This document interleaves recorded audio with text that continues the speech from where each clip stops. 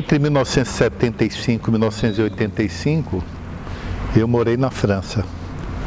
Então é evidente que o nome de Lacan circulava, mesmo na época em que eu não estava em Paris 8. Eu estava em Paris 7, mas mesmo como oposição, o nome de Lacan tinha uma importância muito grande. Minha primeira análise foi feita com um analista da escola freudiana de Paris. Então, Lacan para mim era uma coisa cotidiana. Mas é verdade que meu compromisso com o ensino de Lacan, compromisso público, ele veio bem mais tarde. Ele veio quando eu voltei para o Brasil em 85. Você conheceu o Lacan? Eu vi Lacan algumas vezes que eu fui aos seminários dele, alguns seminários dele. Deve ter sido Topologia e o Tempo, que é de 76, se eu não me engano. Eu vi Lacan passar algumas vezes, no Jardim Luxemburgo eu vi ele passando, e era uma figura impressionante. Assim, mesmo desse ponto de vista do jeitão, ele não era um homem qualquer, era um homem impressionante. E eu via Lacan com frequência porque ele tinha um seminário com pouca gente, na mesma hora que eu frequentava um seminário que eu ainda me lembro, chamado Língua Materna Inconsciente, o que para um estrangeiro parecia alguma coisa bem indicada. Terminou não sendo, mas parecia bem indicada. Então é isso, eu vi Lacan várias vezes, né? Quando você voltou para o Brasil, como é que você foi entrando no Lacan? Bom, entre 85 e 89, eu fui chamado por instituições de psicanálise para dar aula. Eu me lembro que talvez o primeiro convite que eu recebi tenha sido de um instituto que chamava Instituto Freudiano de Psicanálise, onde eu trabalhei o caso Hans, e que me valeu a primeira publicação minha aqui no Brasil, numa revista dirigida por nosso colega Carlos Augusto Nicés e por Joel Birman. Em 89, 89, deu-se a criação do Corte Freudiano Associação Psicanalítica, no Rio de Janeiro. Eu sou um dos fundadores. E daí eu acho que passa a ser uma fase completamente diferente. Aí, de fato, existem associações lacanianas, havia outras, né? Mas associações lacanianas do campo freudiano em vários lugares do Brasil, e desde então já se começa a falar numa futura escola. Quer dizer, dá para ver que durou muitos anos essa discussão, e foi uma coisa que ainda hoje me chama a atenção, como funcionou bem essa evolução no Brasil, dos grupos até a escola. Houve, evidentemente... Todos os grupos ou mais os ligados aqui hoje? Não, os grupos do campo freudiano. Os grupos do campo freudiano, acho que só um grupo, como grupo, saiu, o de Curitiba, né? Mas me parece que é o único como grupo, né? Mas as discussões para a fundação ou para se criar a futura escola me parece ainda hoje muito bem sucedidas. Quer dizer, com discussões, com rivalidades, com dificuldades, mas digamos sem que isso faça retroceder a discussão. Isso é muito importante. Quer dizer, a questão nem sempre é de se a discussão é mais ou menos acesa, mais ou menos, as vozes mais ou menos altas, mas é se não se perde a direção, a rota. E no caso do Brasil, o que foi feito antes da fundação da EBP, me parece que houve momentos difíceis, houve, como disse Jacques Alain Miller na fundação, podia ter sido antes, mas o fato é que, no meu entender, nunca se perdeu a rota. Quer dizer, desde a relativa dispersão que os grupos constituíam até a fundação unitária da escola, o caminho foi sendo seguido, sem dúvida, né, pelo poder de convergência da palavra de Jacques Alain Miller, sem nenhuma dúvida, mas também pelos brasileiros terem boas razões para querer uma escola. E o futuro não os enganou. Quais? Primeiro, como está vendo hoje aqui, a possibilidade de você ter uma discussão com amplitude muito maior do que entre os seus camaradas de cidade, ou de bairro, ou de rua. Então, uma escola num país como o Brasil, que não sei, ele não é só grande, o Brasil tem diferenças internas muito grandes. E isso para a escola, às vezes, constitui uma dificuldade política, às vezes constitui uma ocasião de ganho muito grande. Me parece que as ocasiões de ganho ganham em relação às dificuldades que vão sempre aparecer.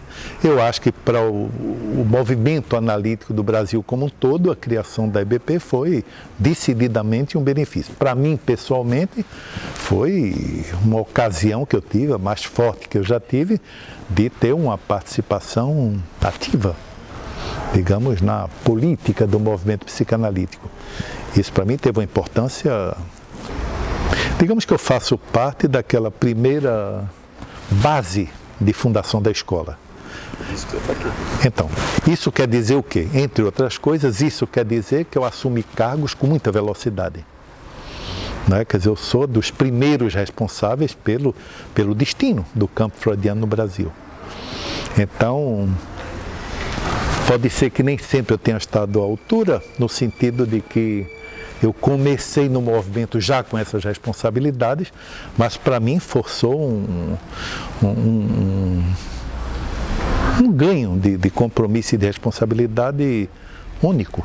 Quer dizer, que eu não teria tido em outro momento histórico. Isso para mim foi precioso, inclusive para a minha formação como psicanalista. O que você diria para o jovem que está entrando agora, você que tem 20 anos de escola nesse momento, assim, você está vendo uma geração nova que não conhece nada dessa história passada, o que você acha assim, que eles poderiam saber um pouco mais? Eu acho que a primeira coisa é dizer aos jovens que eles não conhecem nada dessa história, mas essa história tem marcas que vão ter influência sobre eles.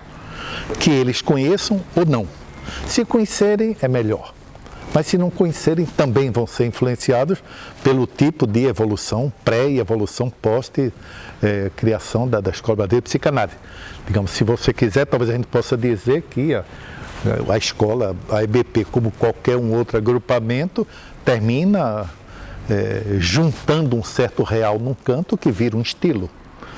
Quer dizer que é possível que a EBP possa ser reconhecida e não somente pelo conteúdo da sua doutrina, mas por uma certa marca, né? como Lacan fala na carta aos italianos. Né? Tem uma certa marca que talvez componha o real da EBP. Então, essas pessoas mais jovens, eles, pelo fato de assumirem novos compromissos com a escola, eles vão ter que ser sensíveis a essas marcas e o serão naturalmente. Eles podem se recusar, mas não poderão ignorar que existem marcas. E essas marcas não estarão somente no conteúdo da doutrina ou na tendência doutrinária, clínica, epistêmica, etc., da EBP. Só que esses jovens, eles não entram mais por Freud, eles entram pelo último Lacan. O que você acha disso? Eu acho que é uma coisa talvez inevitável a ser corrigida com o tempo. Eu acho que é preciso que o ultimíssimo Lacan possa se constituir dentro das nossas comunidades como respostas à história da psicanálise, mesmo se o ultimíssimo Lacan, como tal, representa uma descontinuidade. Mas ele não pode eu estou dizendo o pensamento, não pode se recusar à ideia de que ele se constitui mesmo como descontinuidade, ele representa uma resposta para o que a gente costuma chamar da obra de Freud e o primeiro Lacan. Quer dizer, é importante você localizar, como numa análise, você localizar os pontos, os momentos, as ocasiões de ruptura, tanto quanto os pontos e ocasiões de continuidade. Né? Eu acho que existe em relação ao ultimíssimo Lacan alguma coisa que só o futuro vai trazer, que é a pergunta de Miller. A gente já analisa o par-lettre, mas como é que a gente analisa o par-lettre? Isso quer dizer que entre analisar o par-lettre e saber como é que se analisa o par-lettre, existe um abismo que vai ter que ser suprido pelas nossas discussões, como essas que a gente está tendo aqui. Então, isso quer dizer o quê? Que o analista analisa atualmente o par-lettre por intuição? Não. Ele analisa atualmente o Parlet se as coisas vão na boa direção, porque ele é sensível a um certo real da prática analítica que é trazida pelo dito Parlet, né? Pelo testemunho dos novos pacientes da análise. É a esse real que o analista tem que, aliás, o analista de qualquer época tem que ser sensível. Né?